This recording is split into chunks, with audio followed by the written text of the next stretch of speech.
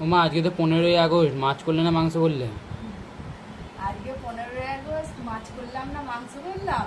আজকে হ্যাঁ। কিছুই করিনি, আজকে বৃহস্পতিবার, নিরামিষ তো। আজকে দিনটা বেশ ভালো ছিল বল, 15ই আগস্ট আনন্দের দিন একটা, আজকে দেশ স্বাধীন হয়েছিল। ঠিক আছে, যা রান্না করেছি দেখাচ্ছি, আর আজকে এই দিয়েই ভাত খাবি। কাঁকরোল ভাজা, কুমড়ো ভাজা, টমেটোর চাটনি করেছি, আর এখানে কচু ভাতে, আলু ভাতে তেল মানে কাঁচা লঙ্কা সরষের তেল দিয়ে মাখিয়েছি। এটা কচু? হ্যাঁ, আর এখানে এইটা দিয়ে ভাত খাওয়া হয়ে যাবে আজকে। কি এটা? ভেজ ডাল।